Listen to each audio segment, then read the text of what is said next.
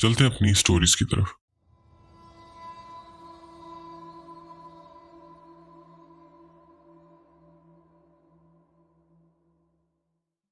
अस्सलाम वालेकुम अदनान भाई, कैसे हैं आप? उम्मीद है आप खैरियत से होंगे। मेरा नाम शेर अली है और मैं लाहौर से हूँ। मैं आपकी स्टोरीज बहुत शौक से सुनता हूँ। मैंने आपके दोनों चैनल सब्सक्राइब किए हुए हैं। आज मैं आपके साथ एक वाकया शेयर करना चाहता हूँ जो सन 2016 में मेरे साथ पेश आया, जब मैं ईरान गया हुआ था काम के सिलसिले में। लेकिन वहां मुझे अपनी फील्ड का काम तो मिला नहीं। बेसिकली मैं शेफ हूँ, तो फिर मुझे वहां पर पेंट का काम करना पड़ा। ईरान में पेंट का काम बहुत ज़्यादा सख्त है, तो हमारा जो उस्ताद था, तो उस एरिया में सबसे ज़्यादा काम उसके पास होता था। तो काम की वजह से हमें एक्स्ट्रा टाइम लगाना पड़ता था और वो हमें एक्स्ट्रा पे भी करता था। हम लोगों ने बहुत जगहों पर काम किया, तो मेरे उस्ताद के पास एक बिल्डिंग का काम आया जिसको रेनोवेट करना था। वो बिल्डिंग बनी हुई थी, वो थोड़ी पुरानी हो गई थी, तो उसकी दीवारों में दरारें आ गई थी। वो दरारें भरनी थी, उसको पेंट करना था। वो 3 मंजिला बिल्डिंग थी और वहां पर अपार्टमेंट बने हुए थे। तो हम वहां पर काम करने के लिए गए। हम दिन के टाइम वहां पर काम करने गए थे, तो कोई इशू नहीं हुआ, बड़ा सुकून था और वहां पर ठंडी हवाएं भी चलती थी क्योंकि वो समंदर के किनारे पर था। तो हमारे पास और भी काम आ गया और जिसकी वजह से हमें उसका काम थोड़ा डिले करना पड़ा और हम दूसरे काम पर चले गए। जाहिर सी बात है, वो रिहाइश थी, तो वो बंदा जिसके अपार्टमेंट थे वो थोड़ा जल्दबाजी में आ गया। तो उसने कहा कि मुझे जल्द मुकम्मल करके दे। मेरे उस्ताद की कुछ पेमेंट भी फंसी हुई थी इसके पास, तो मेरे उस्ताद ने कहा कि ठीक है, मैं आपको जल्दी मुकम्मल कर देता हूँ। तो हमारे उस्ताद ने हमें कहा कि मैं आप लोगों को डबल दिहाड़ी दूंगा, आप लोगों ने दिन और रात को भी वहां पर काम करना। दिन में वहां पर गर्मी होती थी, तो उसने कहा कि आप लोग रात के टाइम यहाँ पर काम करके उस काम को जल्द से जल्द खत्म करें। तो हमने डबल शिफ्ट लगाना शुरू कर दी। मैं और मेरा दोस्त था अब्दुल रहमान, हम इधर काम करने लग गए। तो नीचे एक ऑफिस टाइप जगह थी जहां पर चौकीदार बैठा था।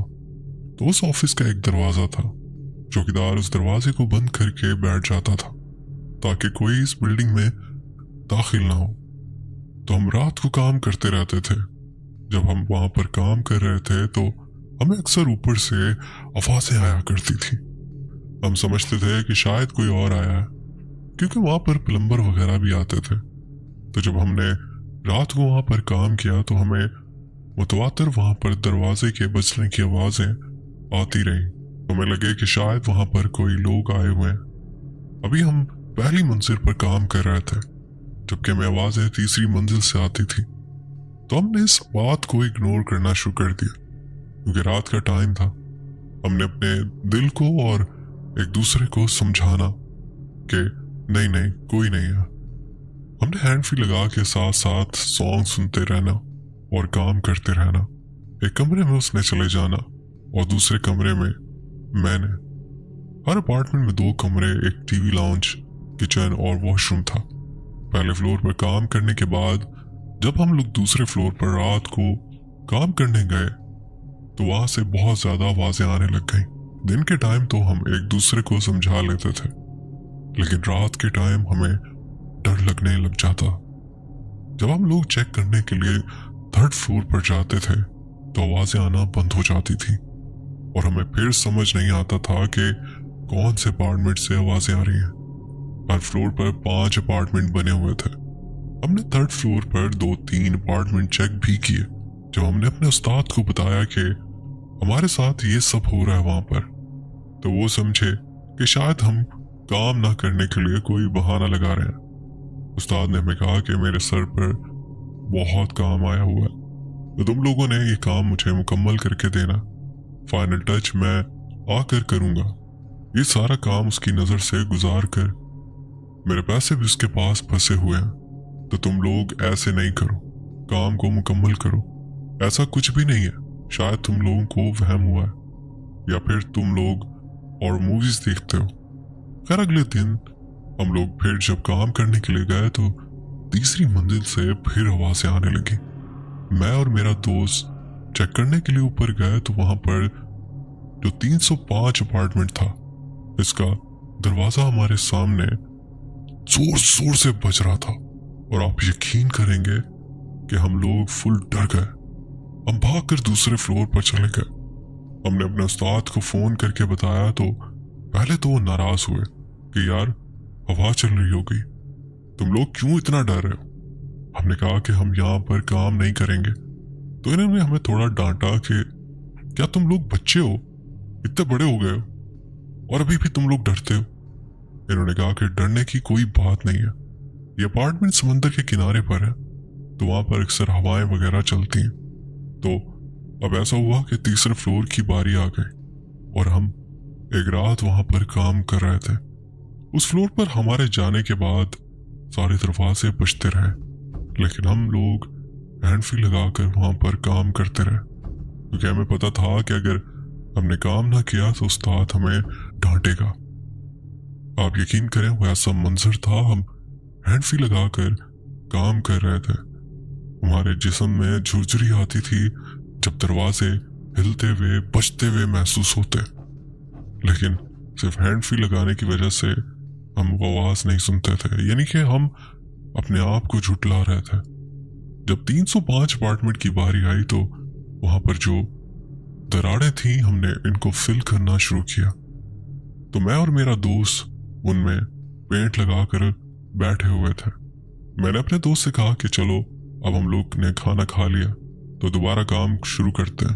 तो जब मैंने दरारों में पेंट लगाई तो अचानक से 305 अपार्टमेंट की सारी लाइट बंद हो गई। तो ये देखकर मैं डर गया और मैंने अपने मोबाइल की टॉर्च जलाई। मैं बाहर आया और अपने दोस्त से बोला कि यार लाइट बंद हो गई है। तो अब्दुल रहमान बोला कि यार मुझे थोड़ा सा इलेक्ट्रिशियन का काम भी आता, कोई ऐसी जगह होती है जहां से अर्थ गुजरने लगे तो सारी लाइट्स बंद हो जाती है। तो इसने कहा कि मैं चेक करता हूँ, और जब इसने चेक किया तो वाकई वो फ्यूज ऊपर हो गया था। और फिर मैंने जब दोबारा दरार फिल करने शुरू की तो लाइट फिर बंद हो गई। तीसरी बार भी ऐसा ही हुआ। तो मैंने कहा कि इस दीवार को छोड़ देते हैं, दिन को कर लेंगे। तो हम बाहर टीवी लाउंज में आ गए और जब हमने वहां पर काम शुरू किया तो लाइट फिर से बंद हो गई। तो मैंने अपने मोबाइल की टॉर्च जलाई तो मैंने देखा कि एक 7-8 फीट का साया मेरी तरफ आ रहा है, बिल्कुल ऐसे जैसे एक परछाई होती है, साफ नजर आ रहा था। पहले तो मैंने समझा कि शायद कोई आदमी है, और जब मैंने देखा कि उस तरफ से तो कोई ही नहीं आ सकता, दरवाजा तो इस तरफ से है, उस तरफ तो सिर्फ बिल्डिंग खत्म होती है, वहां से तो कोई आने जाने का रास्ता भी नहीं है। तो जब हम लोगों ने देखा तो इसकी कोई शक्ल और सूरत नहीं थी, बस वो साया हमारी तरफ बढ़ रहा था। तो जब मैंने अपने दोस्त अब्दुल रहमान को बोला कि वो देखो साया, तो मैंने टॉर्च पकड़ी हुई थी। हम लोगों ने हर चीज वहीं फेंकी और नीचे भाग गए। हम लोग सीढ़ियों से गिरते गिराते नीचे पहुंचे। जब हम लोगों ने नीचे जाकर देखा तो चौकीदार ताला लगा कर गया हुआ था। उफ, हम लोगों ने बहुत दरवाजा बजाया लेकिन वहां पर कोई भी नहीं था। फिर देखते ही देखते पहले फ्लोर के दरवाजे भी बजना शुरू हो गए। हम लोग खौफ के मारे सीढ़ियों में पागलों की तरह भाग रहे थे। हम लोग भागकर एक अपार्टमेंट के कमरे में गए। वहां पर एक खिड़की थी जो बाहर गली वाली साइड पर खुलती थी। तो हम लोगों ने वहां से भागकर नीचे छलांग लगाई। हम नीचे गिरे और हमें चोटें वगैरह भी लग गई। हम लोगों ने हिम्मत की, वहां से उठे और भाग गए। वहां से तकरीबन 5-6 किलोमीटर दूर उस्ताद का घर था। हम लोग कहीं पर भी नहीं रुके और भागते रहे।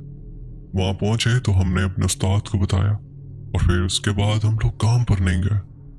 इसके बाद हमारा इलाज वगैरह होता रहा और फिर मैंने वहां से काम छोड़ दिया और फिर मैं वहां से पाकिस्तान वापस आ गया। फिर मैंने अपनी फील्ड में काम शुरू कर दिया। तो ये मेरा एक वाकया था। उम्मीद करता हूँ आपको पसंद आएगा। बहुत शुक्रिया आपने अपनी स्टोरी हमसे शेयर की। बढ़ते हैं एक और स्टोरी की तरफ।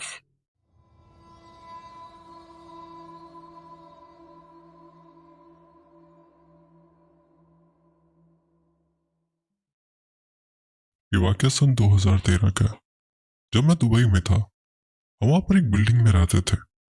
हम वहाँ काम के सिलसिले में विजिट पर गए थे। हमारे पास प्रॉपर वीज़ा नहीं था। मैं था, मेरे 3 दोस्त थे और मेरा भाई भी था, लेकिन मेरे भाई के पास वीज़ा था, तो हमें वहाँ पर रिहाइश नहीं मिल रही थी। वहाँ पर एक खाली बिल्डिंग थी, तो हम लोग वहाँ पर रहते थे। तकरीबन 3 महीने हम लोग वहाँ पर रहे, लेकिन कभी ऐसा कोई वाक़या नहीं हुआ। एक दफ़ा रात के 9-10 बजे का टाइम था। हम सब दोस्तों ने मिल के रात का खाना खाया और फिर कहा कि चलो अब चल के सोते हैं। तो हम सब एक दूसरे से 15-20 फीट के फासले पर एक दूसरे के आगे पीछे चलते जा रहे थे। तो जैसे ही बिल्डिंग के मेन दरवाजे पर हमारा दोस्त पहुंचा और वो बिल्डिंग के अंदर गया, तो वो फौरन भाग कर पीछे आ गया। तो हम सब वहां दरवाजे पर आकर इकट्ठे हो गए। 1-2 बंदे पीछे थे। हमने इन्हें बुलाया कि इधर आओ जल्दी। तो जब हम सब एक जगह इकट्ठे हो गए, तो इसने कहा कि भाई, अंदर एक लड़की और लड़का बैठा और वो दोनों कुछ खा रहे हैं। इस बिल्डिंग में लाइट भी नहीं थी, वहां बिल्कुल अंधेरा था। तो हमने इससे कहा कि लड़की और लड़का इस टाइम इस बिल्डिंग में क्या करेंगे। तो इसने कहा कि कसम से मैं झूठ नहीं बोल रहा हूँ, सच में अंदर कोई लड़की और लड़का कुछ खा रहे हैं। तो हमने बोला कि चलो चल कर देखते हैं कि कौन है और इस टाइम इधर क्या कर रहे हैं। तो हम सब लोग बिल्डिंग के अंदर गए। इस बिल्डिंग का दरवाजा भी एक ही है, इसका और कोई दरवाजा भी नहीं था। हम 5-6 लोग थे, तो बिल्डिंग के अंदर चले गए। हमने उससे पूछा कि कहाँ है वो। तो वो कहता है कि वो उस कोने में बैठे थे। इस बिल्डिंग के 3 फ्लोर हैं। हमने एक एक कमरा छान मारा, लेकिन वहां पर कुछ भी नहीं था। उस बिल्डिंग की एक साइड पर अंग्रेज का घर था और वहां बहुत बड़ी बड़ी झाड़ियां हैं। तो हमने इधर उधर देखा, पूरी बिल्डिंग में ढूंढा, लेकिन हमें कुछ नहीं मिला। हमने कहा कि ये ऐसे ही झूठ बोल रहा है और हम सबको डरा रहा है, इधर कौन आएगा इस टाइम। तो हमने इस बात को इग्नोर कर दिया और फिर वक्त गुजरता गया। एक दिन वहां पुलिस का छापा पड़ गया, तो हम 2 लोग बाहर थे। मेरा भाई भी पाकिस्तान छुट्टी चला गया था और बाकी सबको पुलिस ने वहां से पकड़ लिया। जब हम लोग वापस आए तो वहां कोई भी नहीं था। बाद में पता चला कि उन लोगों को पुलिस ने पकड़ लिया। हम बस 2 लोग ही बच गए थे। फिर ऐसे ही वक्त गुजरता गया। हम दोनों इधर ही सोते थे। तो जो मेरे साथ रहता था वो मेरा दूर का रिश्तेदार भी था। एक रात इसने कहा कि भाई मैं सोने जा रहा हूँ। रात के 10-11 बज गए थे। मैंने कहा ठीक है, तुम चलो, मैं अपना मोबाइल चार्ज करके आता हूँ। तो मैंने अपना न्यू मोबाइल लिया था, तो वो चला गया। मैं अपना मोबाइल चार्ज करने बैठ गया। मैंने चाय वगैरह पी। फिर मुझे वहां पर एक दोस्त मिल गया। तो उसने कहा कि आप मेरे साथ चलो और मेरे घर में सो जाओ। मैंने कहा नहीं यार। तो इसने कहा कि नहीं, तुम चलो मेरे साथ, आपके पास वीजा भी नहीं है, तो कहीं आपको भी पुलिस ना पकड़ कर ले जाए। मैंने कहा कि ठीक है। तो मैं रात को उसकी तरफ जाकर सो गया। सुबह उठकर नमाज पढ़ी और जब मैं काम पर जा रहा था तो मुझे वही रिश्तेदार मिला। इसने मुझे कहा कि भाई मैं सारी रात सो नहीं पाया। मैंने कहा कि क्यों। तो इसने मुझे बताया कि जब मैं ऊपर जाकर सोया और रात को जब अचानक मेरी आंख खुली, तो मुझे ऐसा लगा जैसे कोई मुझे ऊपर से नीचे फेंक रहा। हम लोग दूसरे फ्लोर पर सोते थे। वहां पर रोड की साइड पर जो विंडो बनी हुई थी, उस तरफ सोते थे कि अगर कोई वहां आ रहा हो तो हमें पता भी चल जाए। तो जब मुझे ऐसा लगा तो मैं नीचे वाले कोने वाले रूम में आकर सो गया। तो मैंने सोचा कि शायद ये अकेला था और ये डर गया। तो मैंने इसकी बात पर ध्यान नहीं दिया और फिर कुछ टाइम के बाद इसे भी पुलिस पकड़ कर ले गई और फिर मैं अकेला ही रह गया। तो मैं इधर सोता था। फिर वहां पर मेरा एक दोस्त था।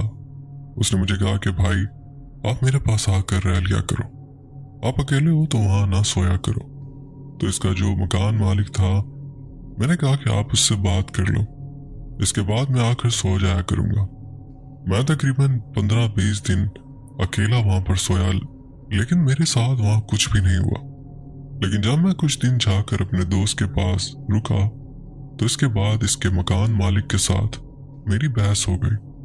तो मैंने इसे कहा कि मैं यहाँ पर नहीं सोऊंगा, मैं वापस वहीं जाकर सोऊंगा। तो मैंने वहां से अपना बिस्तर उठाया और मगरिब की नमाज के बाद वहां पर जाकर अपना बिस्तर रख दिया। पहले फ्लोर पर।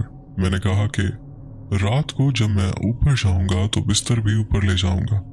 तो जैसे ही रात के 9-10 बजे तो मैं अंदर आया, आराम से इधर उधर देखा कि कोई मुझे देख ना ले। मैंने नीचे से अपना बिस्तर उठाया और ऊपर जाकर लेट गया। तो ऐसे मोबाइल यूज करते करते मुझे नींद आने लगी। 12-1 बजे का टाइम था।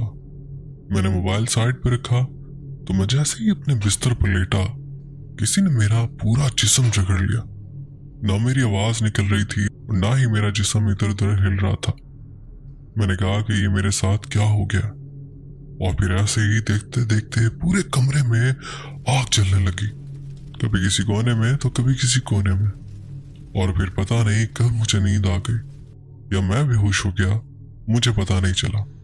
मैं डेली 3:30 बजे उठकर काम पर जाता था, लेकिन उस दिन मेरी आंख ही नहीं खुली, और मेरी आंख सुबह 9 बजे खुली है।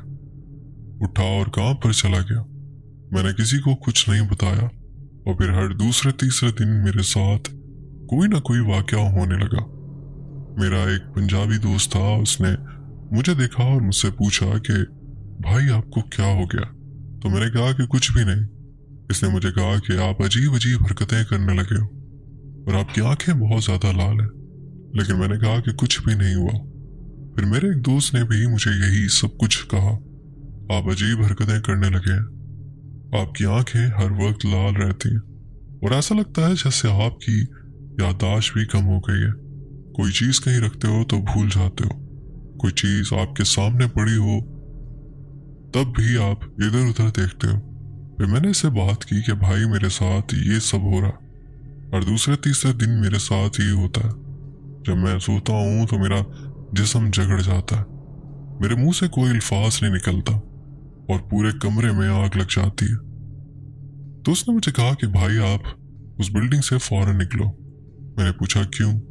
तो उसने कहा कि बस आप उस बिल्डिंग से निकलो, ऐसा ना हो कि आपके साथ कुछ हो जाए। लेकिन एक बात है कि उस सब के दौरान मुझे कभी भी डर नहीं लगा। अगर मुझे डर लगता तो मैं कभी दोबारा उस बिल्डिंग में जाता ही नहीं। उस मजबूरी की वजह से डर नहीं लग रहा था कि मैं कहाँ रहूंगा और कहाँ सोऊंगा, कहीं और जगह भी नहीं है। तो उस टाइम तो मुझे उन चीजों से डर नहीं लग रहा था। लेकिन आज भी इस बात को सोचकर मेरे रोंगटे खड़े हो जाते हैं, और इन बातों को सोचकर मुझे आज भी डर लगता है कि क्या होता था मेरे साथ। खैर, वक्त गुजरता गया, और फिर एक दिन मैंने सोचा कि क्यों ना वहाँ जो भी चीज है इससे बात की जाए। तो एक दिन मैं ऐसे ही सोया हुआ था कि फिर से मेरा जिस्म जगड़ गया, पूरे कमरे में आग जलने लगी। वो बिल्डिंग अंदर से बहुत ही खौफनाक थी। हर फ्लोर पर 8-10 कमरे बने हुए थे। तो खैर, भाई बड़ी मुश्किल से हिम्मत करके मैंने कहा कि मैं बहुत ही गरीब बंदा हूँ, मैंने आपका क्या बिगाड़ा, आप क्यों मुझे तंग करते हो? अगर आपको मेरा यहाँ रहना पसंद नहीं है तो मुझसे बोल दें कि मैं यहाँ से चला जाऊं। मैं मजबूर हूँ और मेरे पास कहीं और रिहाइश भी नहीं है, मैं इसलिए यहाँ पर आकर सोता हूँ। तो प्लीज खुदा के लिए मुझे तंग ना करें। तो अदनान भाई, आज भी वो आवाज मेरे कानों में उस तरह गूंजती है। मैंने अपने कानों से ये अल्फाज सुने थे कि यहाँ से जब चले गए थे तो वापस क्यों आए हो।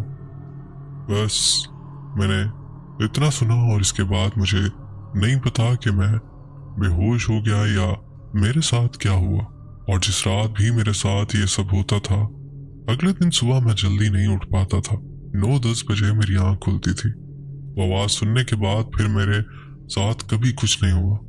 बस जब मैं ऊपर जाता था तो मेरा बिस्तर कभी कहीं पड़ा होता था तो कभी किसी और कमरे में पड़ा होता था, कभी नीचे पड़ा होता था तो कभी बिल्डिंग से ही बाहर पड़ा होता था। फिर मैं अपना बिस्तर ढूंढ कर लाता था और कमरे में जाकर सो जाता था। लेकिन इसके बाद मेरे साथ कभी कुछ नहीं हुआ। मैं 3 साल तक इस बिल्डिंग में रहा, लेकिन कभी भी पुलिस ने मुझे नहीं पकड़ा। और फिर जैसे ही मैंने इस बिल्डिंग को छोड़ा, 10 से 15 दिन के बाद पुलिस ने मुझे पकड़ लिया और फिर मैं पाकिस्तान वापस आ गया। तो भाई, ये थी मेरी कहानी। अगर आपको अच्छी लगे तो लाजमी शेयर कीजिएगा। बहुत शुक्रिया, आपने अपनी स्टोरी हमसे शेयर की। बढ़ते हैं एक और स्टोरी की तरफ।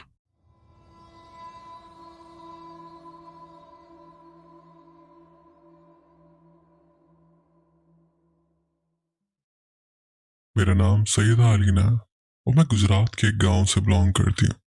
मैं 2 या 3 दिन की थी जब मुझे मेरे नाना नानी अपने घर ले गए क्योंकि मेरी माँ मुझे संभाल नहीं पा रही थी। मैं तकरीबन 10 साल की थी, अपने नाना नानी के पास रही। मेरे नाना का घर बहुत बड़ा था, जैसा कि पहले गांव में घर हुआ करते थे। बहुत बड़े लकड़ी का दरवाजा, सेंटर पर राहदारी, दोनों तरफ दरख्त। मेरे नाना जी को बहुत शौक था, उन्होंने हर तरफ दरख्त लगाए हुए थे, बेरी, शहतूत, अनार। उनके घर में टोटल 3-4 कमरे थे, बाकी सारा खुला सहन था। मुझे रात के टाइम दरख्तों से बहुत ज्यादा खौफ आता था, तो मैं बाहर नहीं निकलती थी। मेरे एक मामू थे और खाला थी। खाला की शादी हो चुकी थी। अब मैं, नाना नानी और मामू होते थे और टीवी मामू के कमरे में होता था। मुझे टीवी देखने का बहुत शौक होता था। जब मैंने ड्रामा या फिर कोई चीज देख लेनी तो मैंने मामू से कहना कि मुझे नाना के कमरे में छोड़ कर आए। वो घर उस तरह से था कि एक कोने पर मामू का कमरा था, फिर लंबी राहदारी थी और दोनों साइड पर दरख्त थे। वो राहदारी बहुत लंबी थी और वहां से गुजरकर दूसरे कोने पर जाना जहां पर नाना और नानी का कमरा था। मुझे खौफ आता था। मैंने हर बार मामू से कहना कि मुझे छोड़ कर आए, अंधेरा है, मुझे डर लगता है। मामू 1-2 बार तो छोड़ आए, तो एक दिन वो कहते हैं कि तुमने ये क्या तमाशा बनाया हुआ, क्यों डर लगता है तुम्हें, आज मैं तुम्हारा डर उतारता हूँ। इन्होंने मुझे अपने कमरे से निकाला और दरवाजा बंद कर लिया। वो कहते हैं कि अब मैं ये दरवाजा नहीं खोलूंगा, तुम जाओ।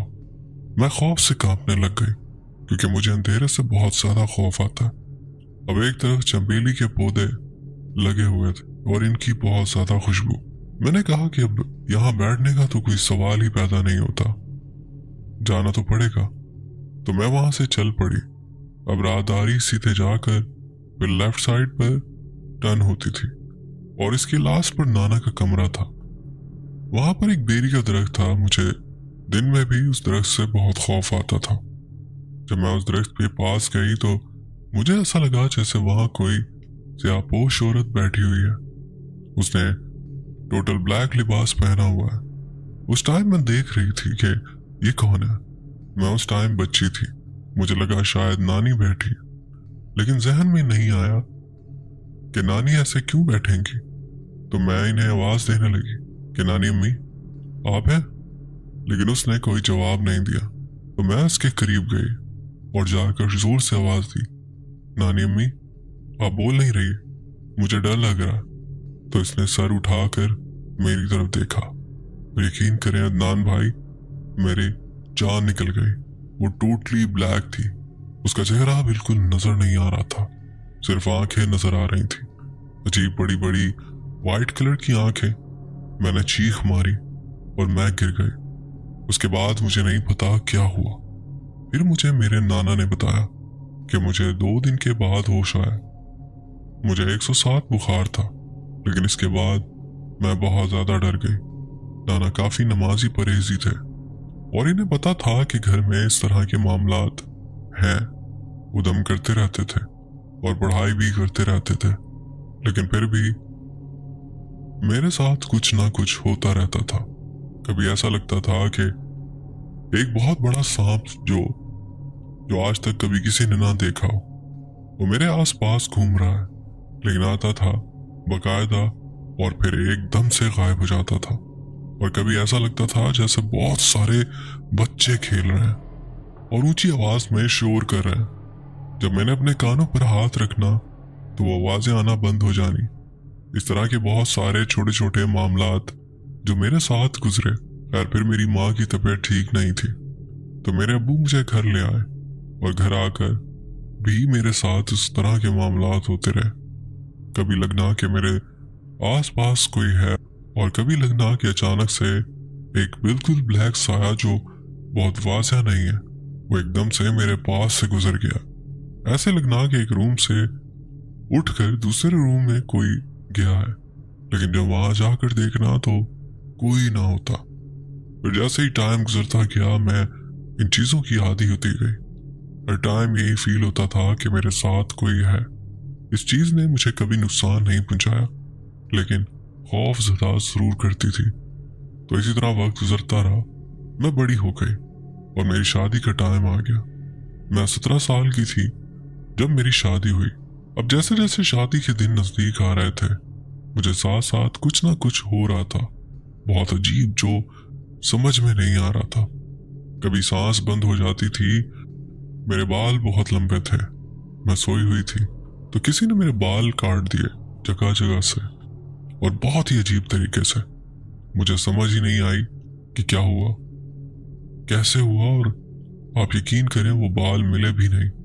मैं किसी को नहीं बताती, क्योंकि अगर कोई यकीन नहीं करेगा तो फिर मुझे अच्छा नहीं लगेगा। लेकिन मुझ पे ये सब गुजर चुका था। फिर अल्लाह अल्लाह करके शादी हो गई। शादी के बाद भी इस तरह के मामलात रहे। अगर मैं छत पर कोई काम कर रही हूं तो नीचे से मुझे ऐसा लगता जैसे कोई मेरा नाम लेकर मुझे आवाज दे रहा है, और जबकि नीचे वाला तो कोई नहीं है। और इसी तरह जब मैं नीचे काम कर रही होती तो ऐसा लगता जैसे ऊपर से कोई आवाज दे रहा है, लेकिन जब जाकर देखना तो कुछ भी नहीं है। और मेरे हस्बैंड आकर सो रहे होते थे तो वो अक्सर कहते थे, ये तुम कमरे में आई थी, तुमने मेरे सर के नीचे से तकिया खींचा या तुम आकर बैठी हो, मैंने फील किया तुमने मेरे पाँव को हाथ लगाया। तो मैंने कहना कि नहीं, मैं तो नहीं आई थी, मैं तो फला काम कर रही थी। और फिर अदनान भाई, जब मेरी बेटी पैदा हुई तो वो 3 से 4 दिन की थी। वो गर्मियों का मौसम था और तब ज्यादातर लोग छतों पर ही सोते थे। ये मैं आज से तकरीबन 22 साल पहले की बात बता रही हूँ। अब चूंकि मैं भी ज्वाइंट फैमिली में रहती थी और मेरे ससुराल वाले थोड़े सख्त थे कि हस्बैंड की ज्यादा केयर करो तो वो इस चीज को अच्छा नहीं समझते थे। वही टिपिकल मसले और लड़ाई झगड़े थे। लेकिन जो कोई भी मेरे साथ बुरा करता था, इसके साथ भी कुछ ना कुछ गलत हो जाता था। किसी ने मुझे बुरा भला कहा है, किसी ने मेरे साथ बदतमीजी की है, या मैं किसी की वजह से रोई हूं, तो इसके साथ कुछ ना कुछ हो रहा था। ये सब ने फील किया कि अगर इसको कुछ कहो तो कुछ ना कुछ गलत हो जाता है। तो खैर मेरी सास ने कहा कि हमारे भी बच्चे थे, हम भी अकेले सोते रहे, तो इसको क्या होता है, इसे कोई खा नहीं जाएगा। और इन्होंने मेरे हस्बैंड से कहा कि वो ऊपर जाकर छत पर ही सो गए। अब मैं नीचे रूम में अकेली थी बेटी के साथ। रात के कोई 3 बजे का टाइम होगा कि अचानक से मेरी आंख खुल गई। तो मुझे ऐसी फीलिंग आई जैसे कोई आपको बड़े गौर से देख रहा हो। अब मैं एकदम से उठी हूं और मेरी नजर गई है खिड़की पर। अब वो खिड़की गली से तकरीबन 1 फीट की ऊंचाई पर है और वो खिड़की तकरीबन 8 से 10 फीट की है। मैंने वहां पर किसी चीज को खड़े देखा और इस चीज की आंखें खिड़की के बिल्कुल लाश पर थी। उसकी आंखें बिल्कुल सफेद थी और वो चीज मेरी तरफ ही देख रही थी। फिर वो चीज मुस्कुराई है। उसका चेहरा बिल्कुल स्याह था और इसने मुस्कुराकर मुझे कहा कि चलो मैं लेने आया हूं। बस इतना सुनना था कि मैंने अपनी बेटी को उठाया और मैं सीढ़ियों की तरफ भागी। मैं 2 दफा गिरते गिरते बची और मैं चीखते हुए भागी हूं कि कोई है। सब लोग उठ गए और नीचे आए, देखा तो कोई भी नहीं था। फिर एक बार ऐसे ही मैं लेटी हुई थी, मैंने देखा कि एक औरत है, इससे देख रही हूँ, लेकिन मेरा जिस्म हरकत नहीं कर रहा। वो आई आकर बैठी है और मेरी बेटी को हाथ लगाने लगी है।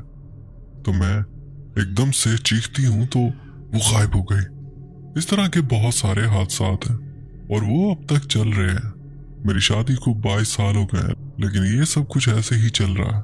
मैं हस्बैंड के साथ बैठूंगी, खुश होंगी तो कोई ना कोई बात ऐसी हो जाएगी कि हम दोनों का झगड़ा हो जाएगा। और आप यकीन करेंगे कि कई बार ऐसा होता है कि मुझे अपने हस्बैंड से अजीब सा फील होने लगता है और मेरा दिल करता है कि मैं उनको छोड़कर चली जाऊं। हालांकि वो बहुत अच्छे हैं, बहुत केयरिंग हैं, थोड़े से हैं टिपिकल अपनी फैमिली को और घर वालों को लेकर, लेकिन फिर भी वो काफी अच्छे हैं। लेकिन ये चीज है कि वो जब भी मेरे साथ कुछ बुरा करते हैं या मुझे किसी बात के लिए डांट दें, हाथ तो कभी नहीं उठाया, लेकिन कुछ ना कुछ ऐसा कह देते हैं जिससे मेरे बहुत ज्यादा दिल आजारी हो जाती है। या मैं कभी रो लूं तो इनको नुकसान हो जाता है या इनको कोई चोट लग जाती है। अभी रिसेंटली कोई 1 माह पहले हमारे एक कजन होते हैं सऊदी अरेबिया में, इनके साथ कोई इतना राब्ता नहीं है, वो दूर के कजन है। तो एक दिन ऐसे ही अचानक इनके साथ बात हो गई फेसबुक पर उनकी आईडी देखी तो मैसेज कर दिया कि भाई आप फलां हैं। तो उन्होंने कहा कि जी मैं वही हूँ। तो ऐसे ही घर वालों की इनसे बात होना शुरू हो गई। तो एक दिन ऐसे ही इन्होंने खुद मुझे वीडियो कॉल की। मैंने कहा कि खैरियत है भाई। तो इन्होंने कहा कि बेटा आप एक दफ़ा मेरे कॉल रिसीव करो, मुझे तुमसे कुछ बात करनी है, मेरे सामने आकर बात करो। मैंने वीडियो कॉल रिसीव की तो मुझे काफ़ी देर देखते रहे, मुंह ही मुंह में कुछ पढ़ते रहे, और इसके बाद इन्होंने कॉल बंद कर दी कि मैं फिर बात करूंगा। और फिर 3 दिन बाद इन्होंने मुझे दोबारा कॉल की। तो इन्होंने मुझसे कहा कि बेटा आज से कोई 28-30 साल पहले आपके साथ कोई हादसा हुआ था, कोई ऐसा हादसा जो तुम्हें आज तक याद है और इसकी असरात आज भी हैं। तो मैं कैसे भूल सकती हूँ। मैंने इन्हें सारी बात बताई। तो इन्होंने मुझे कहा कि बेटा बात यह है कि एक आदमी और एक औरत तुम्हारे साथ हैं और दोनों तुम पर आशिक हैं, वो तुम्हें पसंद करते हैं। अगर कोई तुम्हें नुकसान पहुंचाए तो वो उसको नुकसान पहुंचाते, लेकिन तुम किसी और के साथ खुश हो वो ये भी बर्दाश्त नहीं करते। वो चाहते हैं कि तुम अकेली रहो, बस इनके साथ रहो। वो तुम्हारा साथ पसंद करते हैं लेकिन तुम्हारे साथ किसी को पसंद नहीं करते। और ये सब कुछ इतना पुराना हो चुका है कि अब इसे खत्म नहीं किया जा सकता। ये एंड तक तुम्हारे साथ ही रहेगा। तुम्हें आवाजें आती हैं, तुम्हारा नाम लेकर तुम्हें बुलाया जाता है, तुम्हें ख्वाबों में ऐसा नजर आता है कि तुम कब्रिस्तान में घूम रही हो या फिर तुम एक बाग में घूम रही हो और वो एकदम से उजड़ा हुआ हो गया, वहां पर कुछ नहीं रहा। तो मैंने कहा कि जी मुझे अक्सर ये ख्वाब आता है कि मैं फलों के भरे हुए एक बाग में घूम रही हूँ, हर तरफ हरियाली है और एकदम से वो उजड़ जाता है और बेआबान हो जाता है और मुझे इस बाग से निकलने का रास्ता भी नहीं मिलता। और फिर मुझे ऐसा नजर आता है कि समुंदर की लहरें हैं और मैं इनके ऊपर चल रही हूँ। और कभी मुझे नजर आता है कि एक बहुत बड़ी बिल्डिंग है, मैं इसके ऊपर खड़ी हूँ और आसपास आग जल रही है। वो आग मुझे नुकसान नहीं दे रही लेकिन मैं वहां से निकल भी नहीं सकती, मैं इस आग के हिसार में हूँ। तो इन्होंने कहा कि बस बेटा यही चीजें हैं, किसी को बद्दुआ देने से एहतियात करना, कोई तुम्हारे साथ बुरा करे तो इसे इग्नोर करने की कोशिश करना, क्योंकि अगर कोई तुम्हारे साथ ऐसा करेगा तो बदले में वो इसके साथ ऐसा करेंगे। मेरे बच्चे अक्सर कहते हैं कि मम्मा आप हमें कोई बात करती हैं या हमें कोई दुआ देती हैं तो वो पूरी हो जाती है। मेरी शादी को 22 साल हो गए, 38-39 साल मेरी एज हो गई है, लेकिन देखने वाले को ऐसा नहीं लगता कि अक्सर देखने वाले को लगता है कि मैं अभी अनमैरिड हूँ। ये बात मेरी समझ में नहीं आती। मेरे हस्बैंड भी यही कहते हैं कि तुम पर एज का असर ही नहीं हो रहा, पता ही नहीं कि तुम बच्चों की माँ हो या तुम्हारी इतनी एज है। माशाल्लाह, बहरहाल अल्लाह बेहतर जानता है। तो ये थी मेरी स्टोरी। अगर आपको अच्छी लगे तो शेयर कीजिएगा। बहुत शुक्रिया आपने अपनी स्टोरी हमसे शेयर की। तो दोस्तों उम्मीद करता हूँ आज की स्टोरीज आपको पसंद आई होंगी। स्टोरीज पसंद आई हो तो वीडियो को लाइक करना ना भूलेगा। अगर आप मेरे चैनल पर नए हैं भी चैनल भी सब्सक्राइब कर ले, बेल आइकन प्रेस करके ऑल का नोटिफिकेशन ऑन कर ले। इससे होगा ये कि आप मेरी हॉरर स्टोरीज फैमिली का हिस्सा बन जाएंगे और मेरी स्टोरीज के नोटिफिकेशन आप तक पहुंच जाया करेंगे। आप बहुत ख्याल रखिएगा, दुआओं में याद रखिएगा। मुझे तो इजाजत, मिलते हैं किसी और इंटरेस्टिंग स्टोरी में। अल्लाह हाफिज।